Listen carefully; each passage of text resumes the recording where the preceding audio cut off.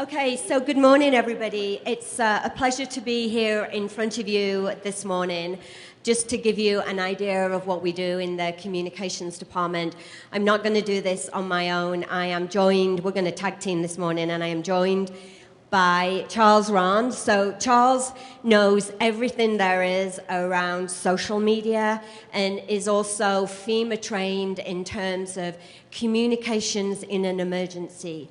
So if you need to know anything about social, Facebook, Twitter, how to increase your readership, your viewership, Charles is your person. And then we have Vicky Campbell, and I think most of you have probably know Vicky, have spoken to Vicky, have been hassled by Vicky in one way or another. And Vicky's background is that she was in front of the camera on Channel 4 for about 20 years, 24 years, 7 months, and 17 days.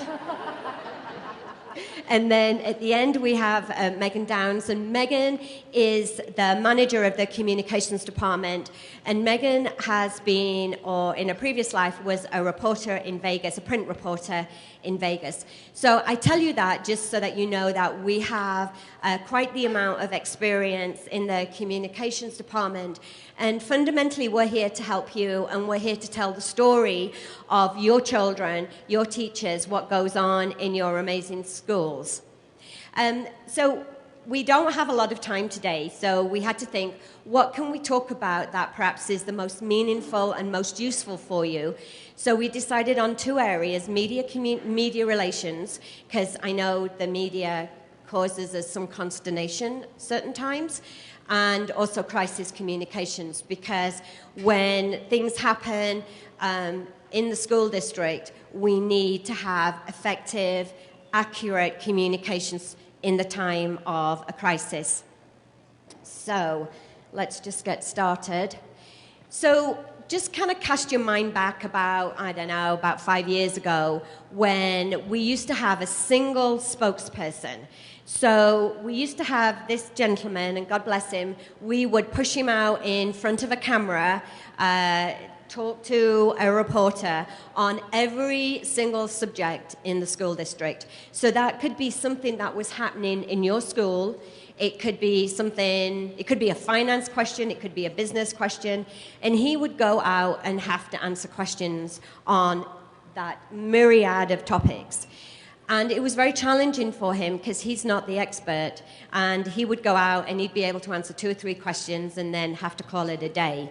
And that ended up being really quite frustrating for the media, but also kind of frustrating for us too, because on certain topics we had more to share, we had more good news to tell, and so we were doing ourselves a little bit of a disservice. Certainly none of you guys were trained, none of the leadership team were trained to talk to the media, so that wasn't really an option, or we didn't really want to put you out in front of a camera without having any training or any background information. So we reached out to the community and we started developing our strategic plan. And one thing became clear time and time again is that our community, our Washoe County community, want to know what's going on in our schools. They want to know what's happening in their school district. And we know this by the amount of coverage that we constantly receive, good and bad. You know, there's a saying that if it doesn't bleed, it doesn't lead. So if it isn't a crisis headline, if it isn't a bad news story, it isn't going to be a headline. You know, good news, sadly, but it is reflective of the age we live in. Good news doesn't sell stories, doesn't sell newspapers, doesn't get people to watch the news. So anyhow, we moved away from this single spokesperson, and we moved to the point of getting the content experts, as in all of you out there, in front of the camera. Because who better to tell the story of your children, your schools, your staff than you? We can't do that. With the best will in the world, and no matter how good Vicky is in front of a camera, she can't answer the questions with the same passion and knowledge that you can about your particular school. So obviously we're not going to do that without giving you training, and so we embarked on this huge media training, and we constantly do provide media training that covers everything from what it's like, the etiquette in front of a camera, to how to conduct a very successful interview.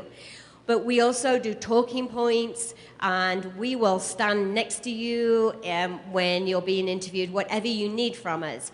And I'm actually going to hand over the microphone to Vicky, because she is the expert in all things media. So she can talk a little bit more about what we can do to help you. So, Vicky. How many of you have actually done media interviews in conjunction with the... Okay. And how many have actually enjoyed it? A few. This is good. I'm encouraged. Well, I'll tell you what, when reporters need information or call me, they call me, and we get literally probably 10 or 12 of these requests a day about every possible subject in the school district. So it's my job to take all of those calls, figure out what the deadlines are, figure out what the summary of the story is, and often it's, I ask them, where did you get this idea? Because if they got it from a particular article or a TV report, we'll look at that and kind of see what the tone was. Was it a positive piece? Is that what they're working off of? Is it a negative piece? Are they going to adopt kind of a snarky tone? Do we have to be worried about that? Was the piece accurate? So we try to find where the story started. We try to kind of get the summary of the story from the reporter, and then we try to figure out what the deadline is. Newspapers are often working months in advance, so we have a few days to work on that. Broadcast, radio, television, they want it right now, preferably by noon if they can get it. So that kind of gives us an idea how fast we're going to have to work. So armed with that information, I try to figure out who's the best person to talk about this particular thing. Could be your school, could be your area of study. It could be that we don't have someone here who can talk about it. It's not something that pertains to our district because they pulled it off of a wire service out of Washington, D.C. So we'll try to help them. I'll try to help them find somebody at UNR or at TMCC and figure out if there's somebody there who can help, so that we're trying to be helpful. Because I remember what it's like to be completely adrift and on a deadline, and it's not a lot of fun. So when I figure out, let's say we do have a staff member, I'll call that person, ask what their schedule looks like, recontact the reporter, try to figure out what, if we can get these people to meet in the middle under everybody's most convenient time and place. And then we will usually attend the interview if possible, especially if it's something kind of iffy, kind of scary. We will come up with talking points, we'll talk with the subject expert, and then put those together, make sure everybody's comfortable, make sure that the reporter knows what they're getting and what we can talk about and what we can't talk about. And then I'll attend the interview, introduce them, say, once again, what is it you want to know, and are you comfortable with that? And very rarely has it ever gone off the rails after that. So I can attend interviews if you need me to. I'm happy to do that. Reporters, I always encourage them to call me for follow-up information if possible. Don't give them your cell number or you will have a friend for life. It's like one of those pen pals, overseas. You're going to be hearing from them forever, I know, because my cell phone over there still has cell phone numbers for most of you. And that was before I ever came to the school district. So, they have underhanded ways of doing things, but the point is you need to have them come to me if they've got any further information, if they have further questions, and we are happy to send those back to you. So if there's any follow-up, we will handle that. And then we also do the monitoring services. I'll read 7 newspapers a day, and we have monitoring services that check for broadcast reports from all over the country. So we will send you those. We'll kind of keep an eye on those, make sure that they're accurate. And yeah, so that's what I do, and I'm going to hand it to Megan. Okay, so I'm here to talk a little bit about kind of how emergencies work from our end in our office. Often when there's an incident at your school that involves a code red lockdown, there's a lot of things happening at the central level. So we're getting that initial call from police, occasionally area superintendents, people like that. And we work quickly to inform all the powers that be, the LT team, superintendent, board of trustees, so everybody's on the same page immediately.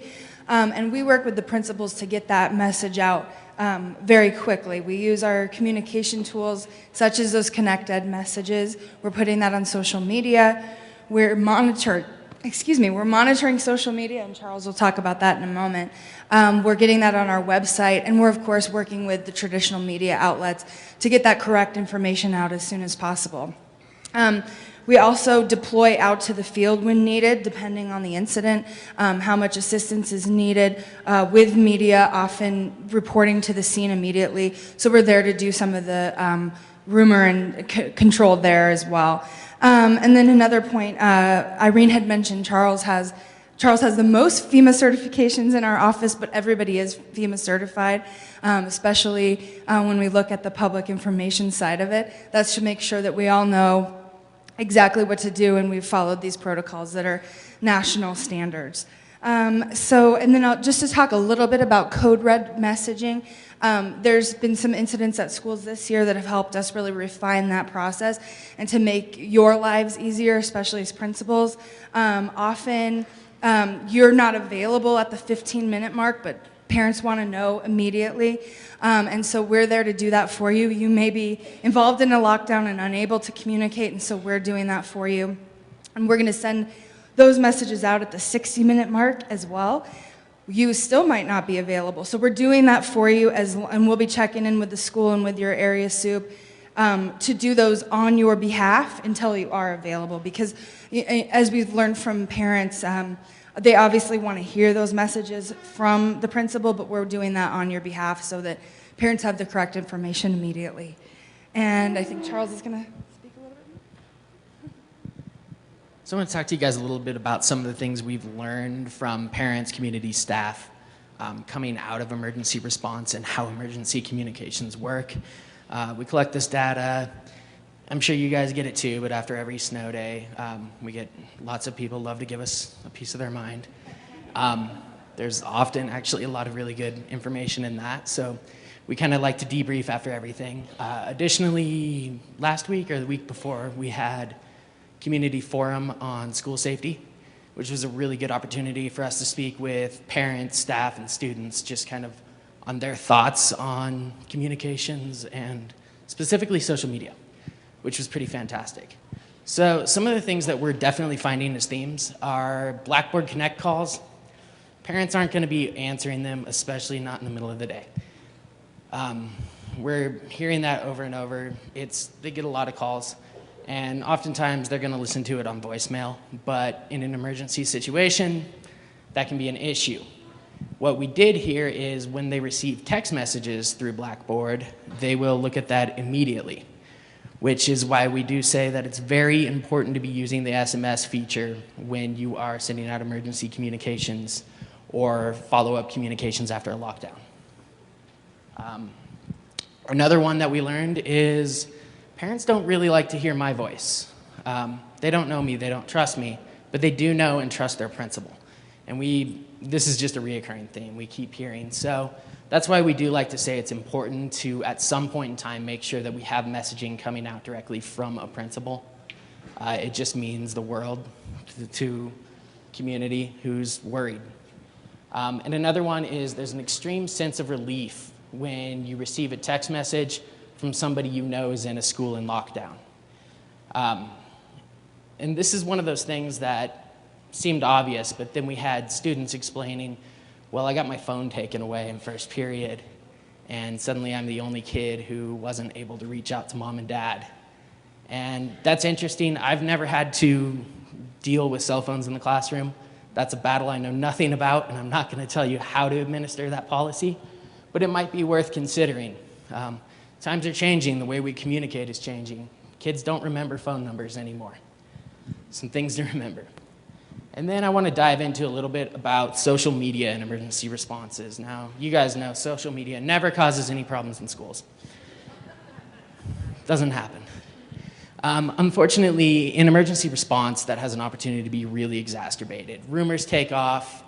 As you're aware, you can spread a lie in about no time, but finding and verifying information takes a little while. So that's where one of the places we have to really step in and help you out. Those of you who run official social media profiles, when I give training to your staff on how to do it, we actually spend some time talking about what to do with your social media profiles in emergency situations. It primarily comes down to leave it to me to take over, one of the things that we say. If you have any questions about that, please contact me. I'm glad to come to your school, talk about it, help you make plans. So we'll be doing monitoring. We'll have people in our office constantly looking out, looking for rumor control, addressing rumors. I actually just spent 2 weeks in Carson City with a bunch of other people that do communications in emergency, discussing some of the best ways to work on rumor control. It's an evolving process, and we're always debriefing after every incident to work on that. But I want you to know that that is something we're looking out for. If you have any questions, please contact me. I'm glad to come talk your ear off on the subject. I was just going to talk a bit briefly about those things that aren't quite emergencies, but sort of your everyday issues, which is obviously something we're dealing with on a more frequent basis. We can help with those lower level emergencies. You don't have to feel like you're alone. We're there as a resource for you. One of the things that's affecting a couple of the schools is that GI outbreak that everybody loves. And so we have the Principals Toolkit that we've developed to help you communicate with your community. And of course the weather issues that Charles mentioned, any other communications issues and tactics, hey, even if it's good news, we want to hear that. I know many of you communicate with Vicki on a fairly regular basis, but we want to know those positive news. We want to be pushing that out more frequently. So if you're in constant contact with our office, we can tell those good stories happening at your school and make sure that audiences that may not even be aware of you are hearing that news. So please just use us as a resource, and we're happy to help. So just one other thing to mention. So Charles talked about how he will come out to your school and help you with your social media. The same goes with Vicki. Vicki has probably trained most of you, some of you, all of you, at one point or another around media. So take advantage of us. We are a resource for you. So when you need help in any communication issue, call us, because that's why we're here. We want to help you. We want to tell our story, your story, effectively, and get, more good news in the media. So with that, we wanted to just spend 5 minutes answering questions. If anyone has a burning question, any question around communications, crisis communications, media relations, we're here to help, and we're here to answer any questions you may have. Okay, so that's a surprise. I thought you'd all be asking questions around, why do I have to talk to journalists? Why do I have to engage with those media people who only give us bad headlines? So anyway, as I said, we'll wrap up, but then remember, we're here to help you. Anything you need from us in good times, bad times, we're here. Thank you very much for your attention.